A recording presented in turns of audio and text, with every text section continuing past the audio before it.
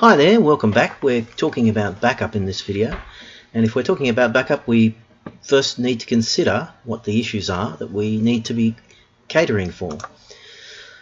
Many households use USB drives today. Many people use USB drives as a backup.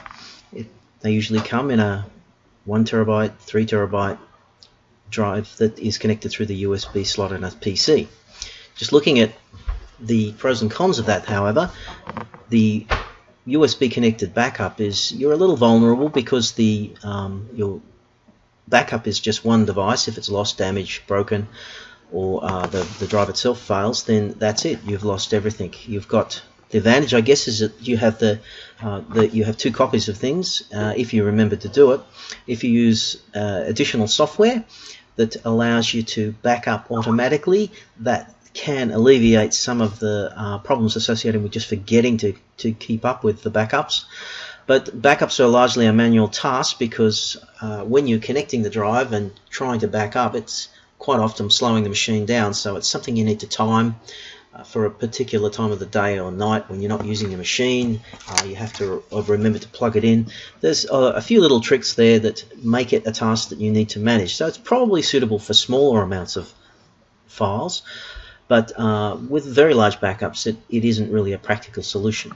One of the biggest problems with this type of backup is that it works on the basis of just copying everything to the little attached USB drive. Now, if you have damaged one of the files in your PC, perhaps it was saved incorrectly, perhaps the machine rebooted at the time you were saving a word processing file, who knows? These things happen. When you're backing up to the USB drive, you're actually copying the damaged file back over onto the backup drive. So the moment you do that, the backup version of it is lost, so the value of the backup in that instance is not there. There is also no real mechanism to recover the entire PC and all its programs, so no disaster recovery mechanism there to help you. Alright, let's look at a NAS drive, a network attached storage drive. That's a little different. These are basically network boxes that sit in the corner. They don't have a monitor. Well, not often. They can have a monitor, but you don't normally put one on them, and you don't have a keyboard and mouse. Although, again, you can attach them to a NAS. The difference is, instead of having one drive like the USB device we just talked about, they have four, and these four drives are 2 or 4 or 6 or 8 rather. These drives are using RAID technology. RAID basically in English means that it's cloning. It's cloning a copy. So if I have data stored on 2 of the drives, for example, using a RAID 5 or a RAID 6, what it's going to do is it's going to make another copy of everything on that drive on the other 2 drives. So the drawback there is you're only going to get half the space, but the advantage is with RAID is it's hot swappable. So literally, if one of the drive fails, you don't even have to turn off the machine. The NAS itself will tell you that there's a problem. It'll tell you which drive. It'll give you the opportunity to just pull it out, which is a very easy function. You just lift the clasp and just pull it, replace it with a fresh drive and put it back in again, and then it will magically rebuild that drive back to the original state, giving you 4 good drives again. It is, of course, going to be a little slow while it's rebuilding, but for the convenience of having that protection, it's a great tool. The sharing with a NAS is a great deal better because it's not attached to just one PC as the USB drive was. It's attached to the network, so everybody gets to share it. It has the capacity to have more storage. Larger storage bays can be attached than can be with a USB connected device, and more importantly, you can add additional bays to it, even past using extension units rather, giving you an enormous amount of external storage that can be added, more than you'd probably ever want to add to a normal small business or home environment. You can access it everywhere. You are able to make the drive available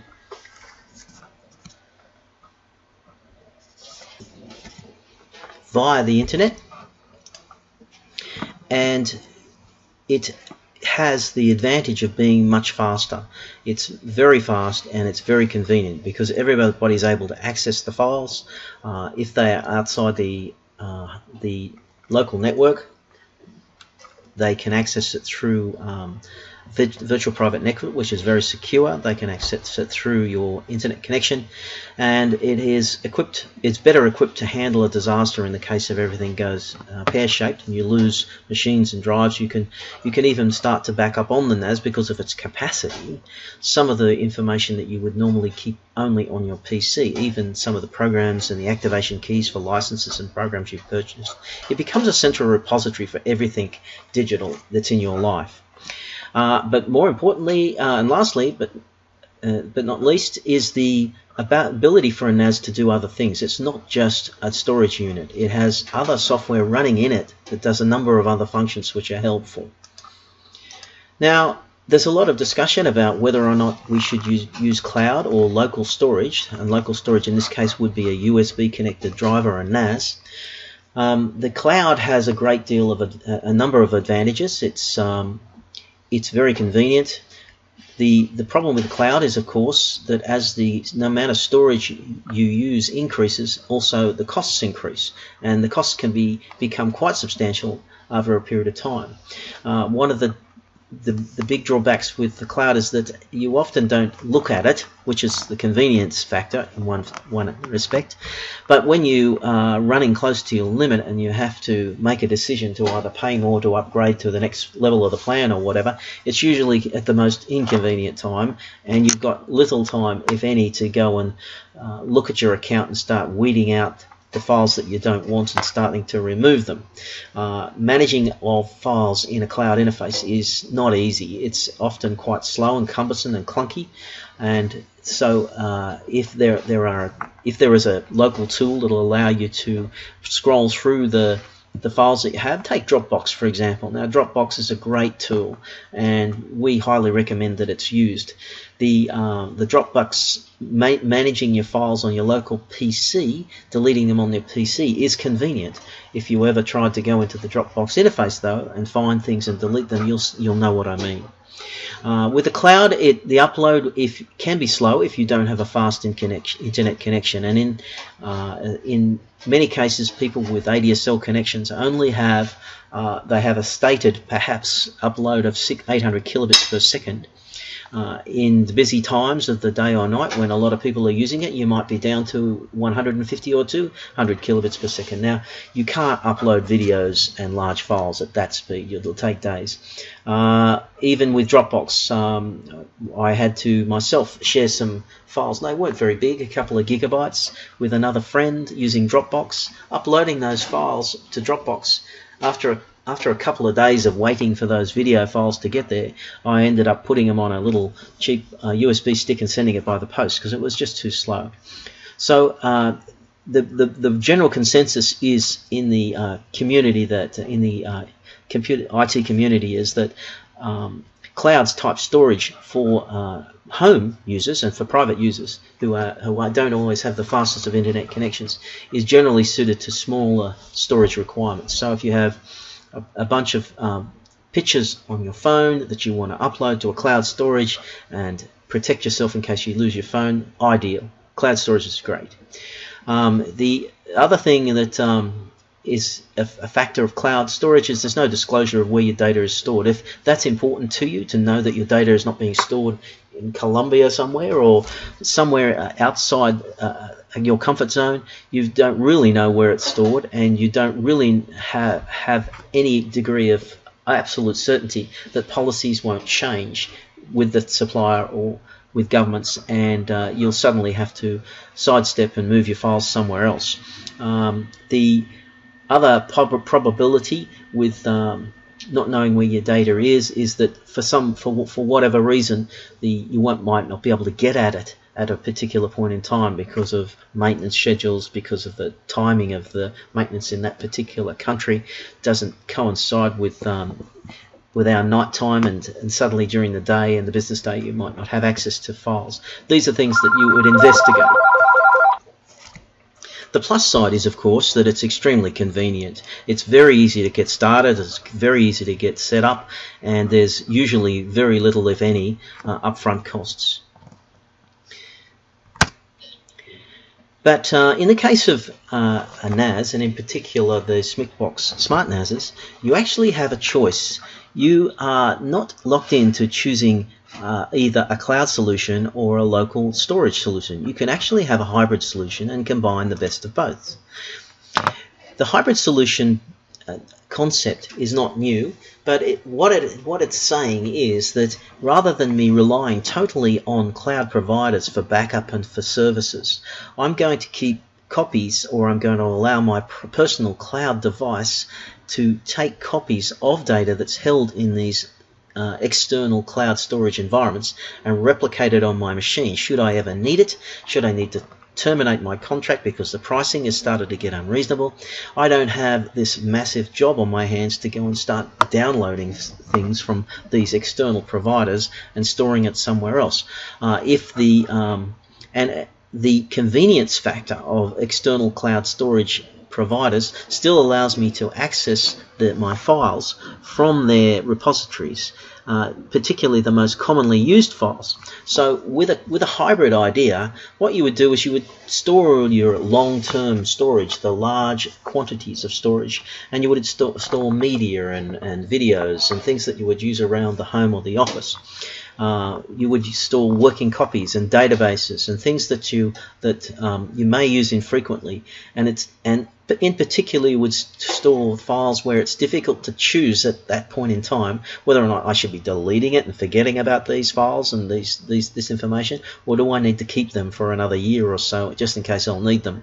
That sort of category of file is ideal for a NAS because you can put it on the local NAS. It has all the protection and security that any other file would have, but you don't necessarily need to pay for that file to be stored somewhere in a cloud service such that you would need to get it on demand. So you rethink the way you keep files when you're running a hybrid environment, and you use you would use the cloud services for storing the most frequently accessed information and still have it replicated onto your local machine should you need to access it or should it be at risk of being lost. Having files in two places is always a great idea. So with a hybrid, it helps you manage and reduce your costs. It's very easy for you to scale. You can add additional storage to your personal cloud NAS at home. It's the fastest because when you're actually in your office and work or home trying to access files, copying them from the NAS to your PC or to your local device is always going to be faster than trying to download it from the internet. And probably one point that's not made there is that if your internet connection is down for any reason, you're still able to access the files from home. You can go home and start to work regardless of what is happening to the service provider or the internet connection at that point in time. It's very quick to get started still, and it's always updated to the latest technology. You need to purchase a NAS, but once you've purchased it, you own it. You don't have these ongoing charges, recurring charges that could potentially increase each year. Now, the technology in the NAS is automatically updated using the inbuilt capabilities, so you're always at the latest level. Now, with backup itself, we probably need to now think about what we really want. The backup, people often think of RAID as a backup, and it isn't. It really should only be thought of as a mechanism to protect against failure of the device itself. So in an earlier slide I just explained that RAID was where perhaps you might have a 4-bay unit or a 2-bay unit, and what it does is it keeps 2 copies of everything such that if one drive fails you just slip in another. And the reality is drives are a moving part. They have a disk in there spinning. They have a distinctly stated lifespan, and at some stage or other they are going to fail. So that's why RAID was invented, to prevent the possibility of downtime while we're swapping drives. It doesn't exist with RAID. You just slot in the new drive and off you go. But backup needs to still be considered, and backup works best if the files are in more than one location. So in the case of a backup, you could, in simple terms, allocate another area of the same NAS and make a second copy of your files to that area. And there are reasons to do that and circumstances in which that's that's sufficient. But the reality is, if you have everything on the one box and then you, for whatever reason, drop that box from a great height, it's gone and you could potentially lose everything. So backup needs to be considered in that light. One of the things that we're going to go over in these video series is the option of using the hybrid cloud option that we spoke of in this earlier slide. Because in the case of a hybrid, what you can do is you can make the NAS back up to an external backup service, and there are backup services that provide 1 gigabyte, 10 gigabytes for free.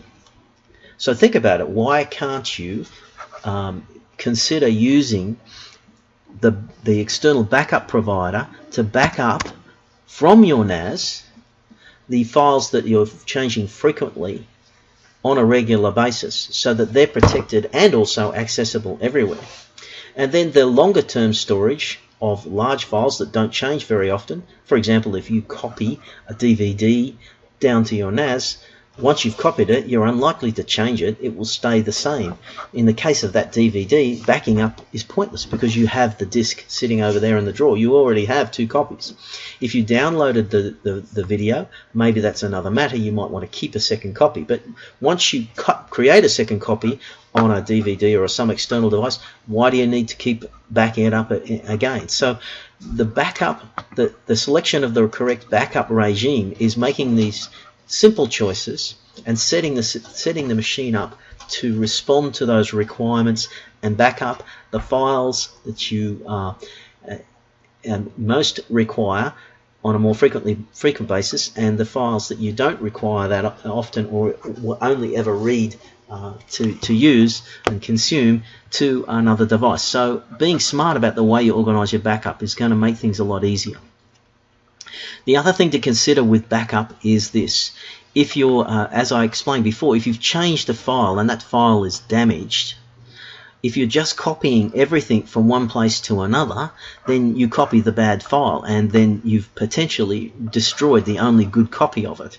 One of the great things about the NAS, especially in a, well, it doesn't have to be in a hybrid, the NAS solution, is that it has a snapshotting technology which allows you to copy only what has changed, and therefore the backup itself is smaller.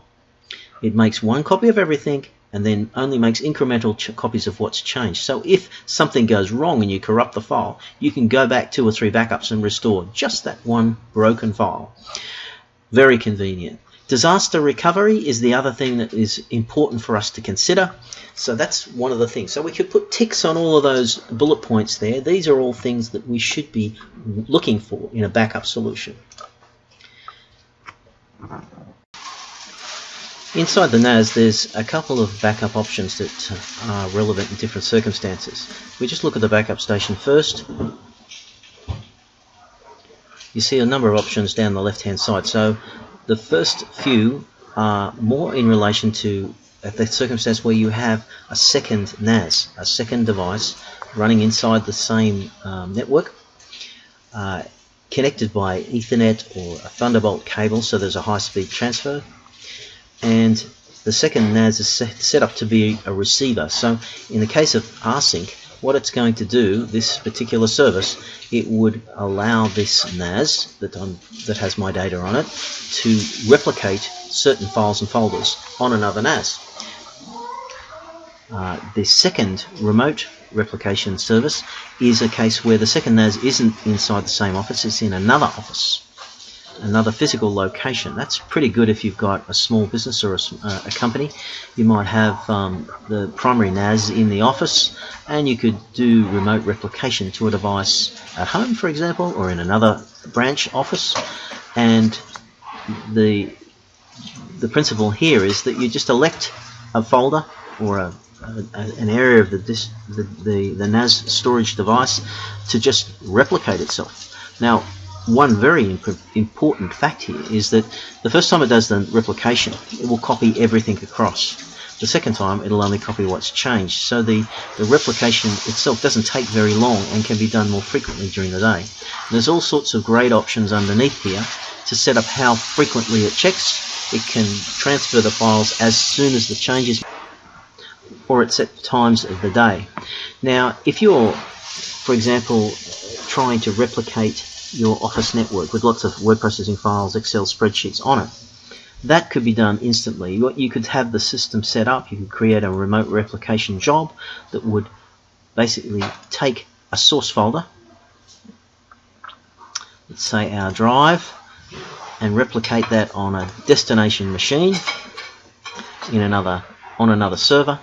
And as I'm adding it here, it would literally come up and show me the files and the folders in that destination machine, even though it's not even in our Office. It would show me real time the places that I could replicate this file across. Now, when I'm setting up my backup frequency, I could schedule it to happen instantly as soon as a file is changed, or at a set point in time. Now, think about it. If you are a digital agency, for example, and you have a lot of very large photographs and images on the network, you may not want to have those replicated instantly, because people could be editing them and changing them and creating presentations with them. So it might make more sense for that folder to be replicated in the middle of the night when it's not going to bog down your internet connection. On the other hand, if there's another folder with just files and folders and Excel spreadsheets in it, as I said, you can replicate that instantly. So backing up, having a good backup regime, is as much about making informed choices about where you put things as it is about setting up the tools. So here we see an example on the local host. We've got the web folders being backed up at a schedule at a particular point in the week, perhaps several times a week. On the other hand, we might have files backed up once a week to a remote location. Other files on this second folder, which is a folder used more frequently, might be backed up instantly as they change. So you see, you can make choices about where your backups, about how your backup is used, that place the least burden on your machine, on the PCs, on your local network, because you don't want huge files flying around your network during the middle of a business day when you're trying to use it, and make use of your internet connection for large transfers in the middle of the night. Snapshot Replica is an interesting tool. It's not unlike backup, but what it does is it keeps a complete snapshot of a particular area of the file system at a particular point in time. Remote replication will copy everything across from one place to another. It keeps just one copy. But what happens if somebody makes a change to one of those files and corrupts it? They're going to copy the corrupted file is going to be copied into the secondary location. Snapshot is a little different. What it does is it takes a complete copy of a particular area of the file system at a point in time, and then it only makes subsequent backups of only what is changed, allowing you to basically reinstate the system as it was at a particular point in time, and then go back even further and pick one or two files that might have been corrupted or changed in some way, and then bring those back to life as they were at that particular point in time. Snapshot replication also provides another useful tool. Sometimes you've just changed something and then you've just changed your mind. It isn't corrupted at all. You just want to go back to yesterday's version because it's a better version. Snapshot replication allows you to do that. The other backups that are of interest are backing up to S3 and to Dropbox now and to iCloud. There are several third-party providers, even Amazon Glacier, that can be connected to the backup of a NAS, and these can be the recipients of backup. Now think about this as an option. We could potentially back up most of our daily changes to an area of our own NAS, and then at particular points in time we could take that area of the NAS and offload it to Amazon Glacier, which is a very low-cost external storage, allowing us to have basically the copy locally that's fast and easy to access should I want to restore just one or two files, and a long-term storage of the backup at particular points in time kept on an external site should something disastrous happen to my NAS, it got broken, dropped from a great height or whatever, and then I need to rebuild everything from scratch. If that is a terrible situation, of course, but it can happen, so protecting against it is always the best measure. The last interesting part of all of this is the external drive or USB One Touch. The NAS will allow you to have an external USB drive. Perhaps you have in the past purchased a 1 or a 2 terabyte Western Digital, my drive, or there's various other brands that you have hanging around, and you are wondering what you're going to do with it. Well, there's a great use for it. You can plug it into the NAS and use it for backup, so that when it's plugged into the NAS will detect it and then start copying backups or long-term backup files off the NAS and onto this USB drive, which you then disconnect and put somewhere else in a secondary location, protecting your data even further. The other interesting function is the One Touch. It uses the same principle. Obviously, you have a USB drive that can be connected to the front of the NAS or the back of the NAS, and there's a button on the front of the NAS, and if you press that button, it can be programmed to perform a particular function. So in the case of you connecting your 1 terabyte drive, pressing the One Touch button on the front of the NAS will then just go and copy particular areas of the backed up files to that USB device. So you then you disconnect it and put that USB device somewhere else.